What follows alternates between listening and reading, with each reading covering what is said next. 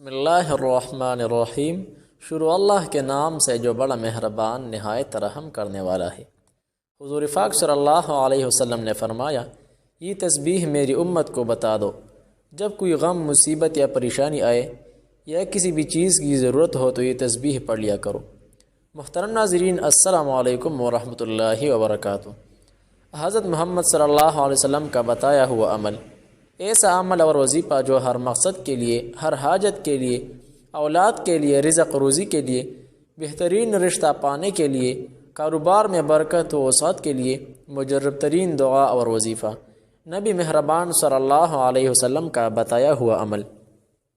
ہر مکلف یعنی عاقل بالغ مرد عورت پر نماز فرض عین ہے، یعنی 5 وقت کی نماز پڑھنا فرض، اس کی فرضیت کا منکر یعنی فرض ہونے کا انکار کرنے والا کافر ہے، اور جو قصدن یعنی جان بوجھ کر نماز چھوڑے اگرچہ ایک ہی وقت کی ہو، وہ فاسق، سخت گنہگار اور عذاب نار کا حقدار ہے۔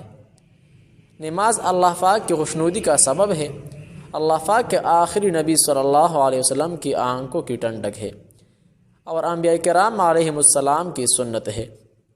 نماز جہنم کے عذاب سے بچاتی ہے، نماز نیکیوں کے پڑھنے کو وزنی بنا دیتی ہے، نماز کا وقت پر ادا کرنا تمام اعمال سے افضل ہے، اور نمازی کے لیے سب سے بڑی نعمت یہ ہے کہ اسے بروز قیامت اللہ پاک کا دیدار ہوگا۔ اسی زمن میں نماز ظہر پر 5 فرامین مصطفیٰ صلی اللہ علیہ وسلم ذکر کی جاتی ہے تاکہ ہر مسلمان اپنے رب کریم اور پیارے نبی صلی اللہ علیہ وسلم کے ارشادات پڑھے اور اس کی توفیق سے ان عمل کرے۔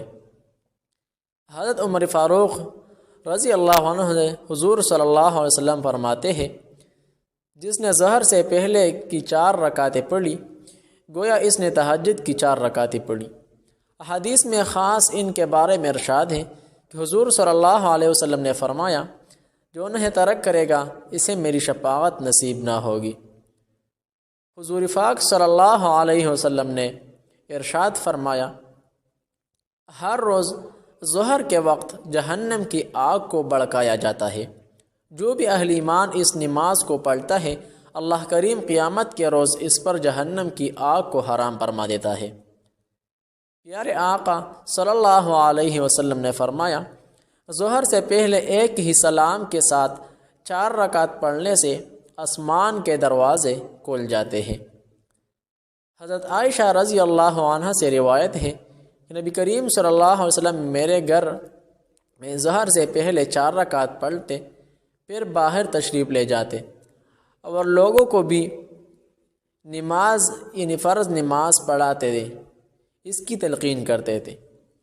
حضرت عائشہ رضی اللہ عنہ سے روایت ہے کہ حضور صلی اللہ علیہ وسلم جب ظہر سے پہلے 4 رکعت نہ پڑھتے یعنی کسی وجہ سے نہ پڑھ پاتے تو ظہر کی فرضوں کے بعد پڑھتے، یعنی 4 رکعت نفل لازمی پڑھنا۔ ناظرین، اس کے ساتھ ساتھ یہ آیت کا ترجمہ سمجھ لیں۔ اللہ لا الہ الا هو الحی القیوم لا تأخذه سنة ولا نوم له ما في السماوات وما في الأرض ما ذا الذي يشفع عنده إلا بإذنه يعلم ما بين أيديهم وما خلفهم ولا يحيطون بشيء من علمه إلا بما شاء وسع كرسيه السماوات والأرض ولا يؤوده حفظهما وهو العلي العظيم۔ اللہ ہے جس کے سوا کوئی معبود نہیں، وہ آپ زندہ اور کام کا قائم رکھنے والا ہے، ایسے نہ اونگ آئے نہ نیند اسی کا ہے، جو کچھ آسمانوں میں ہے اور جو کچھ زمین میں۔ وہ کون ہے جو اس کے یہاں سفارش کرے؟ بے اس کے حکم کے جانتے ہیں جو کچھ ان کے آگے ہے اور جو کچھ ان کے پیچھے، اور وہ نہیں پاتے اس کے علم میں سے مگر جتنا وہ چاہیں۔ اس کی کرسی میں سمائے ہوئے ہے آسمان اور زمین، اور اسے باری نہیں، ان کے نگہبانی، اور وہی بلند بڑائی والا ہے، یعنی اللہ رب العزت تمام صفات اور بڑائی والا ہے۔ قرآنی ایک آیت نماز ظہر کے 4 سنتوں کے بعد ضرور پڑھ لیں۔ یہ آیت الکرسی ہے جو قرآن کریم کی تمام آیت سے عظیم آیت ہے، اور جس کی بڑی فضیلت صحیح احادیث سے ثابت ہے۔ کہ اللہ تعالیٰ کی صفات جلال، اس کے علوشان اور اس کی قدر و عظمت پر مبنی نہایت جامع آیت ہے۔ سیدنا ابی کعب رضی اللہ عنہ بیان کرتے ہیں کہ نبی صلی اللہ علیہ وسلم نے ان سے پوچھا، اے ابو منظر، کیا تم جانتے ہو کہ تمہارے پاس کتاب اللہ کی سب سے زیادہ عظمت والی آیت کون سی ہے؟ کہتے ہیں میں نے جواب دیا، اللہ اور اس کا رسول صلی اللہ علیہ وسلم ہی زیادہ جانتے ہیں۔ رسول اللہ صلی اللہ علیہ وسلم نے دوبارہ پوچھا، اے ابو منظر، کیا تم جانتے ہو کہ تمہارے پاس کتاب اللہ کی سب سے زیادہ عظمت والی آیت کون سی ہے؟ میں نے کہا آیت الکرسی۔ تو رسول اللہ صلی اللہ علیہ وسلم نے میرے سینے پر ہاتھ مارا اور فرمایا، اللہ کی قسم، تو نے درست کہا اے ابو منظر، تمہیں علم مبارک ہو۔ سیدنا ابو ہریرہ رضی اللہ عنہ بیان کرتے ہیں کہ رسول اللہ صلی اللہ علیہ وسلم نے مجھے رمضان کی زکوٰۃ کی حفاظت کے لیے مقرر فرمایا، تو ایک رات کو ایک آنے والا آیا اور اس نے اپنے کپڑے میں ایک آنے والی چیز بننا شروع کر دی۔ میں نے اسے پکڑ لیا اور کہا، میں تجھے رسول اللہ صلی اللہ علیہ وسلم کی خدمت میں پیش کروں گا۔ اس نے کہا کہ مجھے چھوڑ دو، میں محتاج، عیالدار اور سخت حاجت مند ہوں۔ میں نے اسے چھوڑ دیا۔ صبح ہوئی تو رسول اللہ صلی اللہ علیہ وسلم نے فرمایا، ابو ہریرہ، اپنے رات کی قیدی کے حال تو سناؤ۔ میں نے عرض کی، اللہ کے رسول، جب اس نے کہا کہ وہ سخت حاجت مند اور عیالدار ہے تو میں نے رحم کرتے ہوئے اسے چھوڑ دیا۔ آپ صلی اللہ علیہ وسلم نے فرمایا، اس نے تمہیں جھوٹ بولا ہے اور پھر آئے گا۔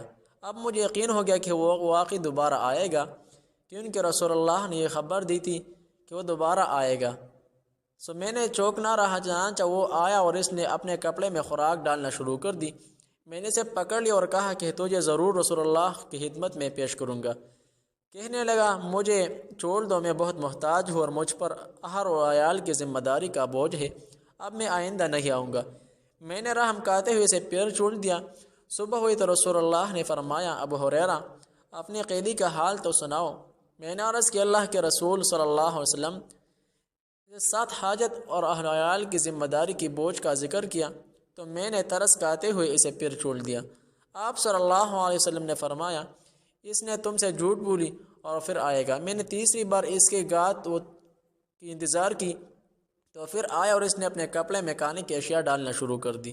میں نے اسے پکڑ لیا اور کہا، اب میں تجھے ضرور صلی اللہ علیہ وسلم کی خدمت میں پیش کروں گا۔ بس یہ تیسری اور آخری دفعات تھی کہ وہ دوبارہ نہ آئے۔ بس محترم ناظرین، یہ ہے نوافل کی فضیلت اور قرآن کی ایک آیت الکرسی کی فضیلت۔ ان تمام احادیث سمجھنے کے بعد ہمیں چاہیے کہ ہر فرض نماز کے بعد آیت الکرسی ضرور پڑھا کرے۔ اس سے رزق، کام اور اعمال میں برکت آتی ہے، ہر مقصد میں کامیابی پائیں گے، دولت کی خواہش پوری ہوگی، اولاد کے لیے تسبیح شروع کر لے، انشاءاللہ کامیابی مل جائے گی۔ محترم ناظرین، چینل ضرور سبسکرائب کریں، ویڈیو دیکھیں اور شیئر کریں۔ دعاؤں میں یاد رکھیں، اپنے والدین کا خصوصی خیال رکھیں، صدقات اور 5 وقتہ نمازوں کا اہتمام رکھیں۔ جہاں بھی رہے خوش رہے، سلامت رہے، ہمیں بھی دعاؤں میں یاد رکھیں۔ السلام علیکم ورحمۃ اللہ وبرکاتہ۔